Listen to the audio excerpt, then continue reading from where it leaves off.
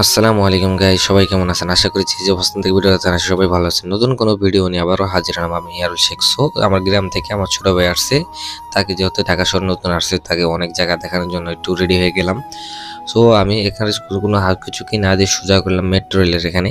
So metro rail দেখানোর জন্য metro রেলে চলে গেলাম। মেট্রো রেলে যাওয়ার পর রফিক ভাই বললাম আপনি সিরিয়াল দেন, আর এখানে আপনি যে মেমোরি দেখছেন এটা হলো গিয়া আপনার ভাড়ার তালিকা। এখান থেকে আমরা জানতে পারবেন ভাড়ার যে তালিকা কোন জায়গায় কত ভাড়া কি আসে বিষয়। তো সোজা টিকিট পেয়ে গেলাম আলহামদুলিল্লাহ। এখন আমরা লিফটে উঠলাম। ছোটো ভাই তো অনেক খুশি, কারণ ওই ঢাকা শহর নতুন আসছে, নতুন আসার পরে দেখেছি যে অনেক খুশি। এদিকে রফিক ভাই মোটামুটি খুশি, উনিও নতুন উঠছে।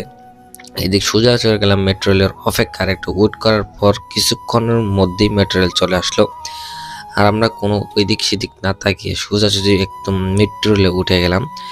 মেট্রো রেলে উঠে আবার ভাই একটু চিন্তা ভাবনা করলাম যে খরা একটা এসি ছাড়ছে, যেহেতু আমি অনেক অসুস্থ থাকার কারণে এসি চলতেছে, এসি চলার কারণে আমি একটু খুব খারাপ অবস্থার ভিতরে ছিলাম, সিচুয়েশন পার করছি। এদিকে ছোট ভাই, এদিকে ওরা দেখ অনেক দাম। ছোট ভাইকে বললাম যে তুই একটু গেটে যায় একটু কিছু দেখ যে কি ঢাকা শহরটা কিরকম কি আশেপাশে দেখলাম। বললো না দেখবো না। সেমনি চলে গেলাম একদম সোজা যে আমাদের স্থান ছিল সেই জায়গায় চলে গেলাম। সেই স্থানটা ছিল ঢাকা বিশ্ববিদ্যালয়ের সামনে। যেহেতু আমি অল্প একটু গেছি শুধু ওরা দেখানোর জন্য, এত সময় আমার হাতে নেই। সো আমি সোজা একদম মেট্রো রেল থেকে নেমে লিফট নিতে নেমে দিলাম। আর এদিকে বললাম যে কী অবস্থা কী আসে বিষয়, পুরা তো প্লেন থেকে তোমাদেরকে নামালাম। বললে হ্যাঁ প্লেন থেকে নামালাম। এদিকে ছোটো ভাই নতুন অবস্থান হলো অনেক টেনেন্ট, কারণ মেট্রো রেলে কার কী আসে বিষয় কীভাবে কি করা লাগে চলে গেলাম।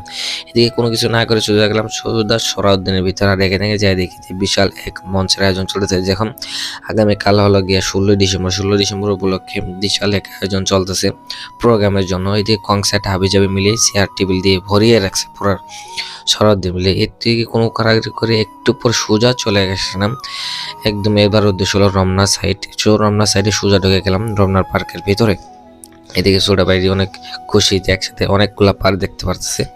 এদিকে রফিক ভাইও এখানে ঘোরাফেরা এরকম করে নাই, কারণ ওইও লগিয়া নতুন একজন ওইও নতুন ঢাকা শহরে যত ডিপার্টমেন্টে চাকরি করতে অনেক এখন নিটান অবস্থানে আছে। যে একটু পরে বললো যে আমাদের খালি ভিডিও করা, আমাদের কোনো ভিডিও হয় না। সো আমি একটু লেজদের মতো আহ্বান রাখলাম, আদের ভিডিওটা করে নিলাম। একটু পরে দেখি যে একটু কি সুন্দর কি দৃশ্য চোখে পড়লাম, এই দৃশ্য যদি আমি তুলে ধরলাম আপনাদের মাঝে। সেই দৃশ্যগুলো দেখেন, আমি একটু দেখে দিচ্ছি আপনাদেরকে। যেমন এইসব পথগুলো দেখতে অনেক স্মার্ট লাগে, দেখতে জন্য পুরো আমি দৌড় দিলাম। একটু সোজাসুজি সামনে যাওয়ার পরে ব্যায়াম করার জন্য সুন্দর একটা স্থান বাড়ায় বলল। আর এদিকে আমি ছোট ভাই বলে এগুলা কি পরে আমি ওদেরকে সুন্দর করে বুঝাই দিলাম যে এগুলা কি আসে বিষয়, কি করে কিভাবে কি করে। প্রত্যেকটা স্থানে আমি ঘুরে ওদেরকে দেখাইলাম কি আসবে কোন জায়গায় কি হয়। যেহেতু আমি এই জায়গায় অনেক দিন ধরে এই জায়গায় বসবাস করি, প্রত্যেকটা আনাচে কোনাচে আমার চেনা আছে।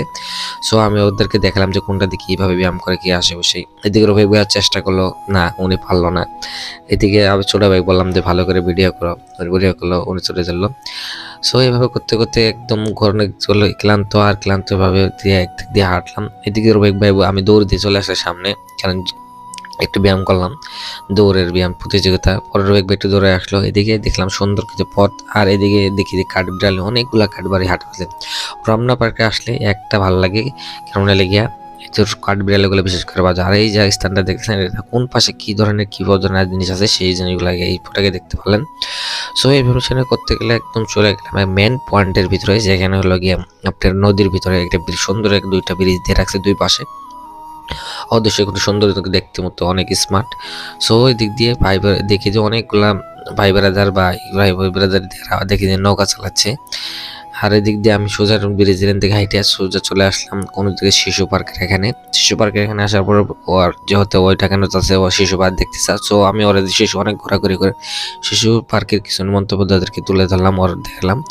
সো এখান থেকে আমিও কিছু ফুটেজ তুলে দিলাম। একটু পরে বললাম আন্ডার ভিতরে একবারে ঢুকে দিলাম। আর এই বাসায় দেখতেছেন যে বাচ্চা কাচ্চা অনেক স্মার্ট বা কিছু কি আনন্দময় করতেছে, কারণ অনেক গিয়ে বাসা বাড়ি ঢাকা শহর একটা জিনিস কি বাসা বাড়ি থাকতে বাচ্চা কাচ্চা অনেক হয়ে যায় খেলার জন্য। আজ যেমন রমনা পার্কে যাওয়ার পরে সেই জিনিসটা মন ফিল হয়ে যাওয়া, ওদের খুশি অনেক আনন্দ বিনিময় হওয়া থাকে, যার জন্য খুশি হয়। যেহেতু আমার অনেক ঘোরাঘুরি করার পরে এদিক দিয়ে আর একটু হাসা খেলা করলাম। আর এদিকে দেখলাম ওর নৌকার ঘাটটা দেখছিলাম, তো নৌকার ঘাটটা ওকে অবশেষে দেখা দিলাম। অথচ আমার পুরা রমনা পার্ক, শিশু পার্ক এবং কি হলো গিয়া সরদ্দিন মেট্রো রেল পুরাটা ঘুরে আমার শেষ।